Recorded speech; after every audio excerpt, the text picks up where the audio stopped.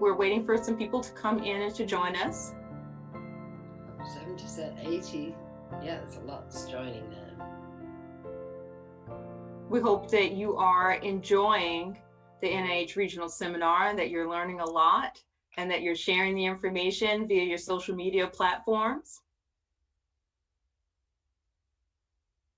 We have a treat for you this evening. Thank you, Mohammed. Thank you, Elizabeth. It's great to see that everyone is really enjoying the conference, the seminar. There's a lot of effort that's put into it, and we enjoy hosting it every year. Thank you. Bethany is saying she's loving it so far, so that's great. When we reach a few more attendees, we'll go ahead and get started with the second after-hour session that we're hosting. The first after-hour session was last night, and the topic was diversification of the extramural research workforce.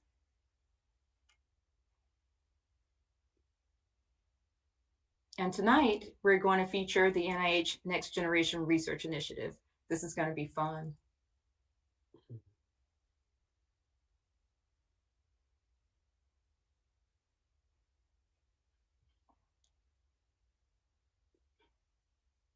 So we're going to get started in about 10 seconds. Great. Alrighty. Welcome everyone and good evening.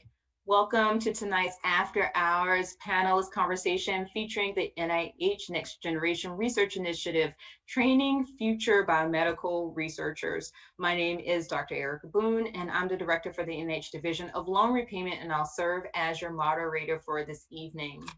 In 2017, NIH launched the Next Generation Researchers Initiative to address long-standing challenges that were faced by researchers trying to embark upon and sustain an independent research career, and to take steps to promote the growth, stability, and diversity of the biomedical research workforce. So for today or tonight, we're going to engage in conversation and Q&A with our panelists so that you as session attendees become more aware of important updates in NIH's progress in terms of supporting early stage investigators, or ESIs. You understand the purpose and intent of NGRI, as well as NIH targets for numbers of funded next generation researchers. Identify programs for which ESIs are uniquely eligible. Understand ESI extension policies to ensure that ESIs who experience lapses in ability to apply for an RO1 may apply for ESI extensions. Also, please note, if you have questions for the panelists, please put those in the Q&A versus the chat feature. So if you'd like for panelists to be able to answer your questions, please put those in the Q&A versus the chat. Also, due to the number of individuals that are participating in tonight's discussion, we may not have the opportunity to get to all of your questions, but we will do our absolute best. But with that being said, if we don't get to your question, feel free to stop by the exhibit hall and speak with staff. We'll be happy to assist you. So now let's welcome our panelists. So our first panelist is Dr. Mike Lauer. He serves as the Deputy Director for Extramural Research. Our additional panelist is Dr. Kay Lund. She is the Director for the Division of Biomedical Research Workforce, located in the Office of Extramural Research. And lastly is Dr. Shoshana Kahana, who is also with the Office of Extramural Research. Before we get started, I also want to call your attention to some important resources that we have available. I will put the link to these resources in the chat feature.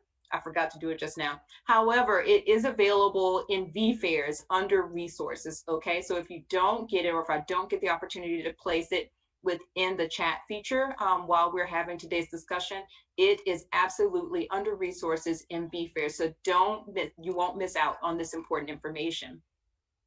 So now let's get started with our Q&A.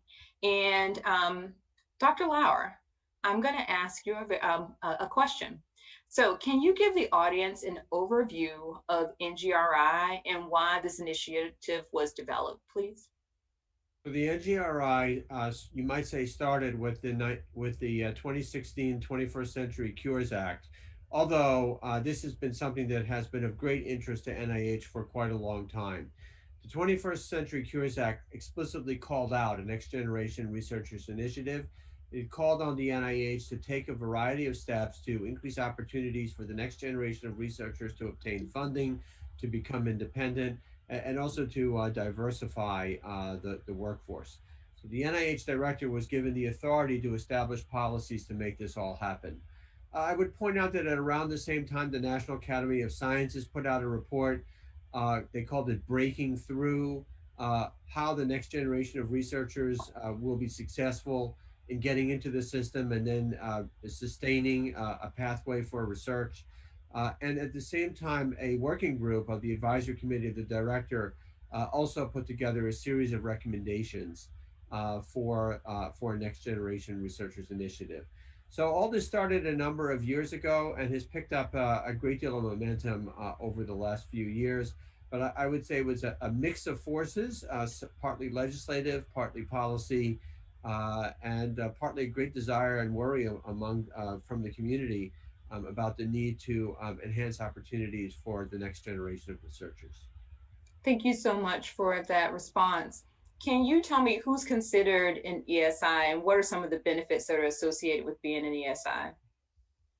So an early stage investigator is there's a very precise definition, but briefly, it is someone who has not yet received substantial NIH funding and who is within 10 years of completing their terminal research degree or completing their clinical training.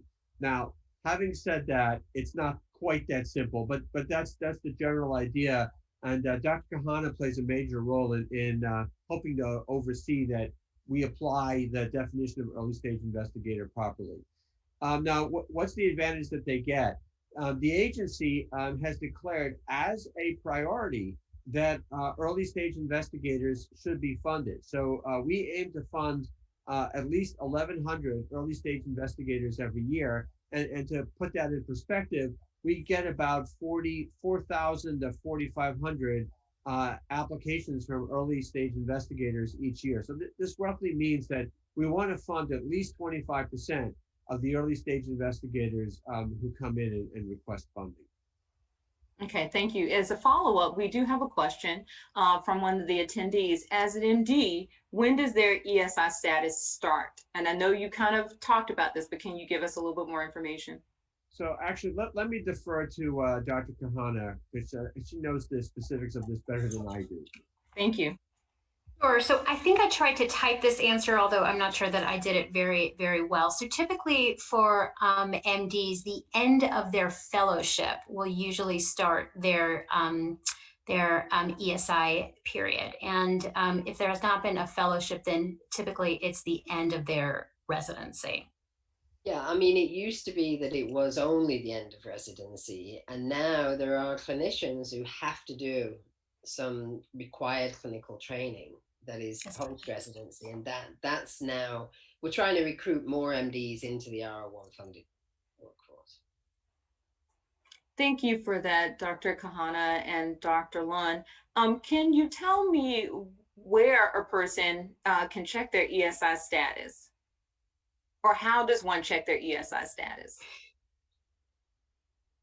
Sure. So if you go to the education section of your Commons personal profile, it will either be in that section, or if you have already received a prior extension to your status, then you just want to click on the edit pencil icon. You click on that edit icon, and then it will show you your new date. Okay. So it's essentially in the education section of your Commons personal profile. So when would a person lose their ESI status? Do you want? Yeah, go ahead, Shoshana. There's probably two ways. So the first of which is if in the course of that 10-year period or so, they get an R1 or an R1 equivalent grant, or if they are more than 10 years out, right, from either the end of their PhD or postgraduate clinical training. Yeah. Okay. Well, thank you very much for that one. Dr. Lund, can you tell us more about specialized programs that are specifically targeting ESIs? Yeah, I mean, there are a few of them. One is the DP2, the other is the DP5. And, you know, the whole thing now is that a number of the different NIH institutes and centers are really trying to prioritize ESIs more. So they're doing better in terms of looking at where the funding is going to stop. Can you expand upon that a bit more with prioritization of early stage investigators? Well, maybe Mike can. I mean, I think we have a goal. The NIH has a goal overall, and certain institutes and centers are really trying to fund more ESIs. There are also some particular programs like the Mira Awards that are for ESIs. So, Mike, I don't know whether you have anything to add to that. Sure. So just to extend on what Kay said, so the DP2 and the DP5 awards come out of the Common Fund program. Yeah. And I would very strongly encourage you to look at that. Part of this is that we want to fund what's called high risk, high reward research. So that program is part of the Common Fund program, is specifically targeted towards early stage investigators who are interested in doing highly innovative work. And that has been a successful program where we've seen that these scientists do innovative work. They do more innovative work than what would be seen on a standard R01. And they also are successful in staying within training.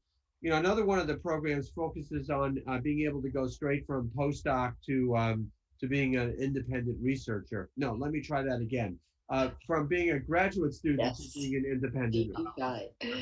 And this is a way in which researchers can get their independent career started at a younger age than what we typically see. There are also, as Kay mentioned, there are some specific programs outside of the Common Fund that are targeted towards early stage investigators. Perhaps the best known is the so-called Mira Award. This is I'm very bad at acronyms, so I remember the acronym, but I don't remember what it stands for. But this is an NIGMS program, has been highly successful. They have funded about 100 early stage investigators every year. The idea of this is to fund a program that is being run by a researcher as opposed to a specific project. So instead of saying, I'm going to do aim 1, aim 2, and aim 3, what you say is, I'm a scientist who's done this kind of work. These are the kinds of things that I'm thinking about. What the award would do is that it would enable me to continue and grow this program without being pigeonholed into a specific project. So this was a highly innovative idea several years ago when this got started. And I would have to say it's been an unqualified success. We see that we're getting a diverse group of investigators. They're younger than the typical early stage investigator, and the early returns are that they are doing really outstanding work. There's going to be another kind of special program which we've announced already in general terms, and there will be more details coming out soon. And that's an award which is named in memory of Dr. Stephen Katz. Dr. Katz was the late director of the National Institute of Arthritis, Musculoskeletal, and Skin Diseases, NIAMS. We miss him dearly. He greatly, he was a mentor to many of us, myself included, and he cared very deeply about the next generation of researchers. And maybe Shoshana, this was a big part of your life over the past 6 months, was helping to design this program. You can tell us a little bit about it.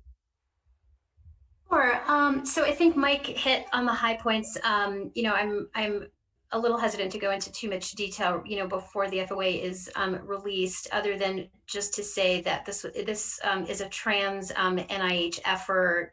There's a lot of support for it. I'm sure you've heard this a lot, but it's really true. It should be coming out any day. And had there been no regionals, it probably would be out. So just keep your eyes open over the next few days. Well, thank you very much for those great explanations. We have some questions about the extension process. Dr. Kahana, can you hit on the extensions for us, or can you talk a little bit more about extensions for us, please? And also within that, the next set of questions will be COVID-19 related extensions. Yeah. So, in general, we're a, committee that recognizes that, life is not sort of linear for a lot of us. And there are things that happen in life that sort of make it hard sometimes to keep our focus on research. And that can, include childbirth, childcare, illness, disability, military service, things of that sort. And so we have a pretty detailed process whereby we actively encourage PIs to submit extensions to their ESI status. We have an automatic extension policy for childbirth. That's about a little over 2 years. That was published in 2018.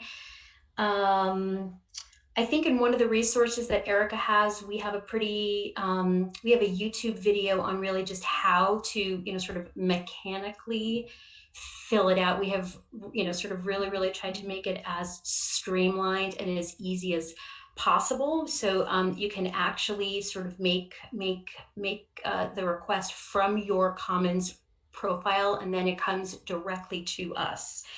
We as a committee sort of review these bi-monthly, and I'm trying to think what else would be helpful. Tend to turn these around pretty quickly, and then essentially whatever time is granted, we add to the end of your prior ESI end date. I don't know if I'm jumping the gun here, but we have been also very generous with COVID-related requests. And so as we know, people have, obviously not been able to, get to the lab, do their research. So we have been actively encouraging folks to put in requests. At the beginning of the pandemic, we were asking folks to wait until they really, sort of knew, sort of the full grasp of how their research would be impacted. I would say beginning in July, August, we started seeing, a bolus of COVID requests come in, sort of around the 5 to 6 month mark, sort of since March. And I think one thing to point out is that we have this ESI Extension Committee, yes, which reviews all of the ESI extension requests. And one of the things that has been, I think, really positive is just about everybody agrees to the amount that can be granted. So I hope it's okay to say this. For women, we're giving an automatic 1 year. For men, they can put in a request for the amount of time that they lost. And, again, that's been pretty consistent all the way through the ESI Extension Committee. So I do have a question that is asking about the difference between how you might submit an extension request that's COVID-19 related versus another life situation. The beautiful thing is there isn't one. Really, so the process is the same. The only thing that would be different is the reason, right? So there is actually a drop down. And for COVID, we actually developed a new drop down that was public health emergency. And, they would just sort of add a little bit, sort of detail about some of the dates. And, we have that all written out, but in terms of process, there isn't any. It's the same. There is a follow-up question asking about, can you please review the table we should use for outlining effort time away from research when making an ESI extension request, like it listed in the ESI FAQ section? That is a very granular question. And if you get that PI's name, and I have a feeling, I think I know who it is, Okay. I'm going on record as saying I am happy to follow up on email or just a call. That's a very, yeah. All righty. Well, there's another one that says, can you only submit a request for ESI status extension once? No. No, so there are some, folks that have submitted, at separate times, of course, for either, childbirth, then, COVID happened. So there's no cap on the number. Okay, great. There was another question moving away from the extension questions. So this one might seem a little granular, but bear with us. Is there any strategy for new researchers who do not meet ESI criteria and who do not have substantial publication records? I work with faculty who have been involved in clinical and education endeavors, but are interested in research, but are having a hard time obtaining grant funding due to competition with professional research faculty, quote unquote, who are able to focus on research full time. Yeah, so I'll take that one. I get that. These are we call them new researchers, although this is it's a very confusing term because an early stage investigator is also a new researcher. But what we mean by that is somebody who is coming into the NIH system for the first time.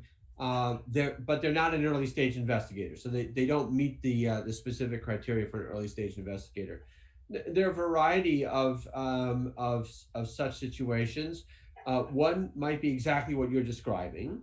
Another might be somebody who has been a researcher but not in the NIH spheres. Maybe they do computer science and they have typically been funded by industry or by the National Science Foundation or the Department of Energy, and we have now put out a program in which we're saying actually we would like people with that kind of expertise to come into the NIH fold and address biomedical questions. So in some cases, we put out specific announcements that we're looking for a certain type of person or a research team with a certain kind of background that isn't typically NIH. And those announcements we would post in our guide, and the institutes and centers would market those and advertise those. We do know that you are right, that researchers who are not early stage investigators and are coming in later in the game and they're new to the system and are not coming into a specific announcement have a harder time getting funded. That is absolutely true. And the data do support that. We actually presented some data at the advisory committee to the director meeting last December. And that's data that is publicly available, and we can certainly share that. That is true. I guess my advice would be two things. One would be to look for opportunities that are specifically targeted towards people who are new to the NIH, who have not been in the NIH system before. Those announcements are out there. And then I guess another piece of advice I would give is team up. Collaborate. Many of our awards, in fact, I think 30% of our R01s are multi-PI awards. In other words, there's more than one PI. I'll give you a quick story from my own life, which is that I was about to ask for a story. Yeah, right. So somehow I met a mathematician. He was from Rutgers University. I have no idea how we met. I honestly cannot remember. But somehow we met. And so I'm a cardiologist with an interest in biostatistics and epidemiology, and he is a mathematician who's interested in operations research. We come from completely different worlds, but somehow we got linked together. Now, he would be what we would consider a new investigator. He had been doing work for a long time, but nothing to do with biomedicine. So one thing I would have to say is we learned a lot from each other.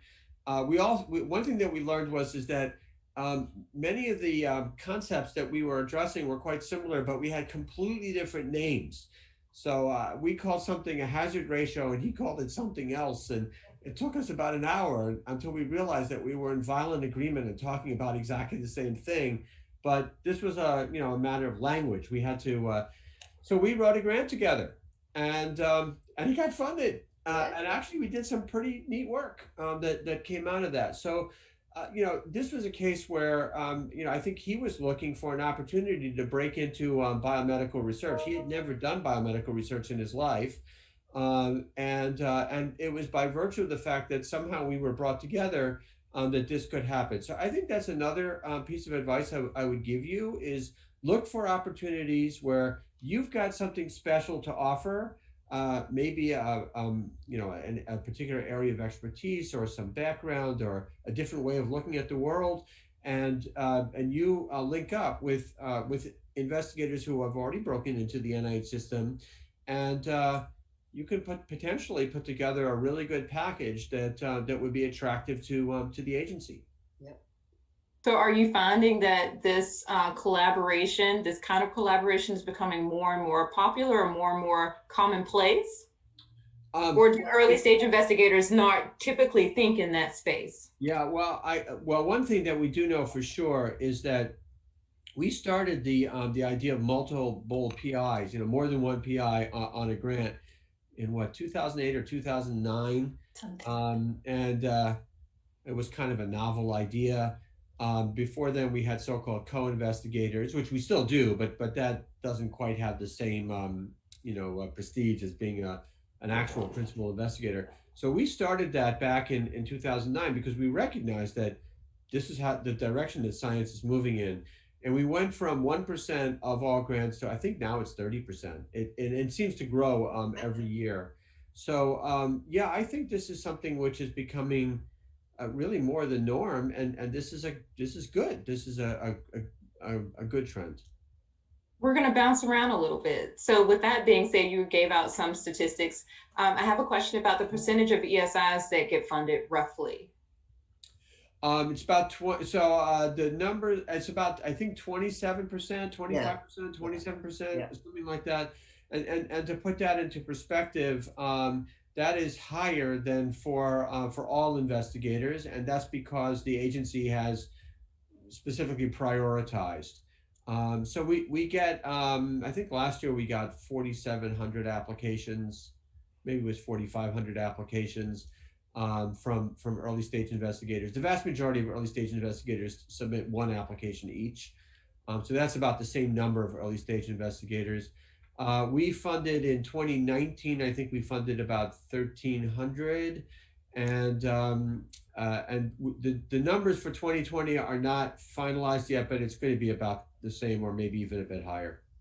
Okay. Our next question is, can you consider a professor at an HBCU or minority serving institution who does not yet have an NIH award as an early investigator? Shoshana, you want to take that one, or can you? I think they'd be a new investigator. New investigator. Yeah.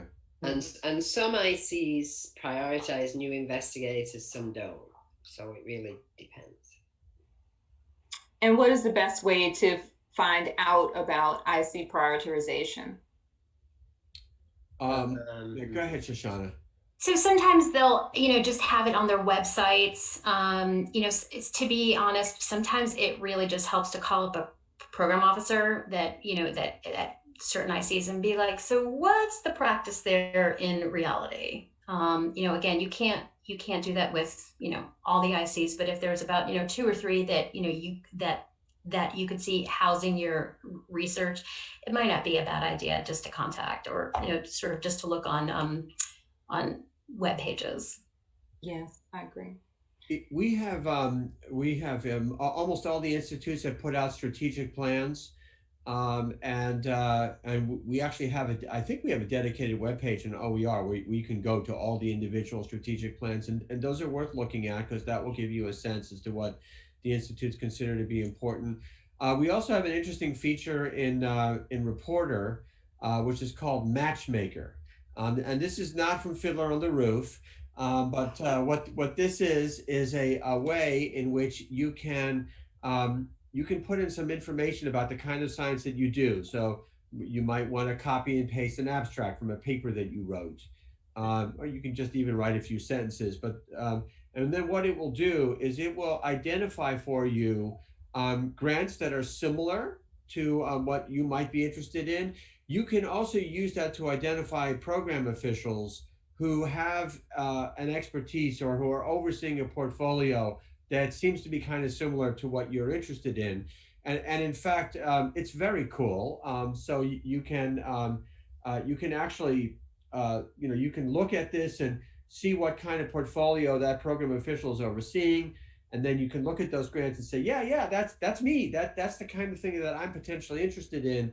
And then there are some security features you have to go through, but you can then use this to send an email to that program official and say, hi, I have an idea of doing X, Y, and Z. Is this something that might be of interest? And what is this the right funding opportunity to apply to? I'm glad that you brought up the NIH Matchmaker Tool. I teasingly refer to it as the researcher's version of Tinder or Plenty of Fish with regards to research. And I talk to my early stage investigators who are applying for the LRPs about this all the time, because one of the things that they don't necessarily think about is diversification of their own research funding, and looking at and across the different ICs to see who's funding what and who are the people within the extramural communities that are interested in a similar kind of work as which they are, because that would help to facilitate networking relationships as well. So we're going to, I have one comment basically related to what you were talking about, Mike, with your vast networks and collaborations that may not necessarily on the surface seem like they fit well together. There's one attendee that says, I manage a team of obstetricians, electrical engineers, psychologists, and computer science folks, all working on a fetal heart rate project using machine learning. Talk about different languages. Oh, I love that. That sounds, so as a former cardiologist, I love that. I knew you love that. Yeah. Yeah. So there's, we're back to the ESI, right? So I submitted my first R01 while on my last year of my ESI. My proposal was not discussed. Do I have a chance to resubmit as an ESI? So I'm assuming in that question, I could be wrong, but I'm assuming in that question that their ESI status lapsed between the initial submission and the resubmission. And if that is true, then they have a 13-month window from the date of their A0 submission to their A1, where even if their A1 could still be flagged as ESI if it's submitted within that 13-month window. Yeah. All right, Maria, Alicia, that answer was for you. So now we're going to move on to our next question. I think I understand the impact of being an ESI in terms of study section review and funding decisions, but I'm not sure how whether being a new investigator helps an application. Can you clarify the impact of being a new investigator on an application? If you're both an ESI and an NI, does that change anything? That's from Scott Halden, and he says, thank you very much. If you're both, if they're already in the ESI, then they you were talking about new. Yeah, if they're already in ESI, they get reviewed early on at the beginning. Most study sections, anyway. The ESIs get reviewed all at once. If they're a new investigator, I'm not as sure about that. Do the new investigators still get put into that, and they're not an ESI? I know that when I've been on some study sections, I think both the ESIs and the new investigators were actually reviewed early. That's right. Yeah, so I think that they're clustered still together. Correct. Is my understanding. I think in reference, it depends on the institute, right? And so it's possible that being a new eye, that some, institutes might prioritize such a PI for funding, just, sort of just a bit of a bump, whereas it might not matter all that much in, other institutes. So in part, it's sort of dependent on the institute. Yeah. Mm-hmm. Now I have a couple of questions with regards to types of funding mechanisms that a person would be eligible to apply for. Can I still apply for a diversity supplement if you've previously had a K award? Presuming that you meet the eligibility criteria. Yeah, I think so. I mean, if they've had a K award and they're from a group that sort of qualifies for a diversity supplement and they want to work with a PI to get more preliminary data, then they can certainly do that. Not all ICs fund at the faculty level, though. So I think a lot of them, quite a lot of them do, but not all of them do. I see a common theme here with reaching out to the programmatic officials to gain more information here. Always tell individuals that are applying for LRPs, your program officer is your research best friend. Yeah. So if my investigator wishes to be a research specialist but does not want to manage their own lab, are there grants besides an R50 for these individuals? Well, okay, so there's the R50. The R50 is specifically designed for the equivalent of a staff scientist, but it's certainly not at all unusual that that a staff scientist would be supported on a standard research grant. One of the things that we do is for our progress reports, we collect information about all the personnel who are working on a grant or who are at least putting in one calendar month a year on the grant and what their role is. So they might be the PI, they might be a co-investigator, and one role is that they're a staff scientist, and that's certainly a common. We certainly see that. So that's probably the most common route. The problem with that is, of course, you are dependent upon your principal investigator, the grant that is designated for the principal investigator. I mean, there's both a positive and a negative to that. The idea of the R50 program is that it's a grant that is specifically linked to you, even though you are functioning as a staff scientist. And so what that means is that you could more easily move from one location to another and take the funding along with you. So then the National Cancer Institute, I think, has the largest R50 program. That's been in place now for at least 4 or 5 years. Yeah. And so we're probably now at a point where we can see how well that has actually worked. Is there priority given to the first renewal of an ESI's first R01? In some cases, yes. Shoshana, go ahead. No, I was going to be a bit silly. Sort of like a little bit of a trick question, right? Because if they've had an R1, they're not ESIs anymore.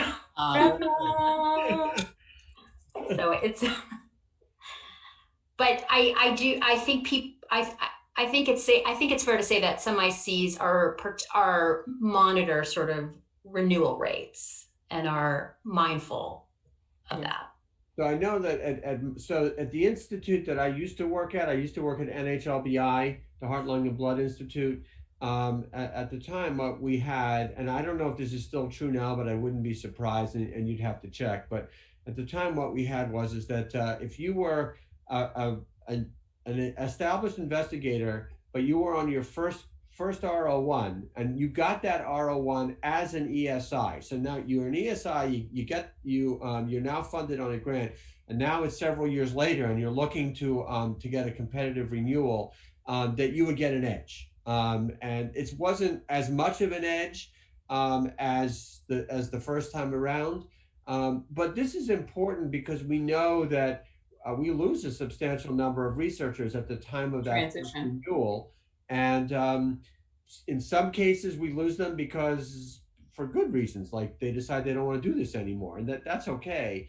But what's very unfortunate is if we lose a researcher who's doing really good work and submits a good proposal, and because of the competitive environment that we're in, they're unable to secure funding. So this is something that some of our institutes pay particular attention to, because we want to. Yeah. Somebody's doing good work, we want to keep them going. If I am an ESI and collaborate with an established investigator to submit a multi-PI application, does my ESI status still apply? No. Well, that one was quick, wasn't it? Okay. So that's why they should definitely try to put something in as ESI. Yes. So if, and this is a good question, if the ESI status starts after fellowships for MDs, why does the ESI status not start after postdoctoral training for PhDs? It's just because it's required clinical training.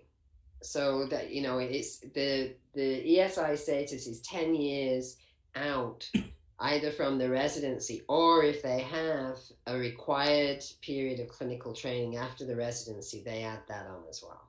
I think that's probably implied in their question, that they're feeling as if the postdoc is really kind of a requirement in order for them to move into an investigative, a research career. So my next question is, for new investigators who missed the ESI benchmark due to prolonged postdoctoral training due to lack of permanent positions, are there any special considerations at NIH? Maybe there was some sort of visa related issues, or, you know, something not necessarily related to the research. I think beyond what we've already talked about, probably not. Mm-hmm. All righty. Thank you very much for that one. We're going to start to wrap up because we're now at 5:41. And I'm sorry that we're not going to have the opportunity to answer all of the fantastic questions that were submitted. But again, please be reminded that all of the panelists will have a time at one of the NIH booths, right? Well, Mike, will you have any time? I don't think that you will, right? Not that I know of.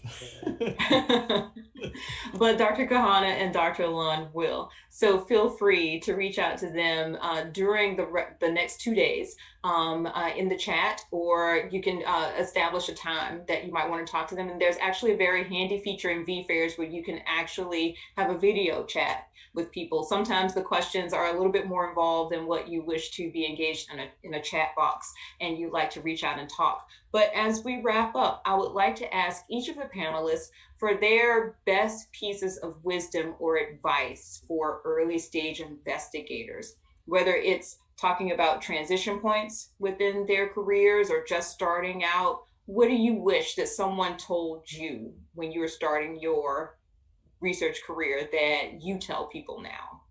Well, I'll say, actually, I'll just make a friendly amendment on that question. I feel so lucky. I had a wonderful mentor. Actually, I had wonderful mentors, and I think that that's a key point here is that while having a mentor is important, I had a number of mentors. And then the other thing was I had colleagues, and we talked to each other a lot. We helped each other a lot. So I think an important part of this is getting advice, and getting advice from many different sources, and never ever be afraid to ask for help. When I first started applying for grants, I showed my drafts of my grants to many people who told me how terrible the work was, and I am so grateful to them because of that I was able to make it. I guess it was okay. Yeah, I mean, I did the same thing where I basically had people take a look at the initial part of the grants first and really give me some feedback about what was needed, who should actually be included in the grant. So having people review ahead of time is really important. I think that it can be really scary for early stagers to get feedback from their work because they wrap so much of who they are into what they do. And instead of the feedback serving as an opportunity for growth and learning, they take it as, I'm a terrible investigator, or I don't know what I'm doing, or the people around me don't think that I know what I'm doing. So I'm really thankful that you both just said that you looked at that as an opportunity for you to be able to improve, because that's exactly what it is. And your mentors that are around you and surrounding you would not be investing that kind of capital in you if they didn't feel if you were up to snuff. So really kind of removing those imposter thoughts, or at least still writing, even though you're having them, and investing in the people who are investing in you so that you can improve your opportunities and your chances and opportunities for learning is really important. Dr. Kahana? No, I think for me, it would just probably just to let folks know that it's okay to pivot. There's nothing heretical about taking a pause and just being like, is this really for me? Is this the kind of science that I want to do? Just to pause and to pivot is okay if that's what you feel like, you're I at. literally just talked to an LRP awardee earlier, and we talked about power and pivoting. And oftentimes when we consider ourselves transitioning or pivoting, we think because we're doing that, we're making a change because something didn't work out. Or something bad. Yeah. Something bad happened. But even when that bad thing does happen and you make a pivot and you make lemonade out of that lemon, that's a thing to be celebrated. Dr. Lauer, I think you were going to say something, or were you not? No, You took yourself off of mute, so I thought you were going to jump into the conversation. Yeah. Well, with that being said, reach out to your networks. It's okay to ask questions, and there's power in pivoting. We're going to bring this session to a close. So thank you all for joining us today. If you have additional questions, please visit the booths. There are staff members from all of the NIHICs that are willing and waiting to take your questions. So with that being said, we thank you all for attending and have a fantastic evening. Thank you. Thanks, Erica. Thank you to our panelists.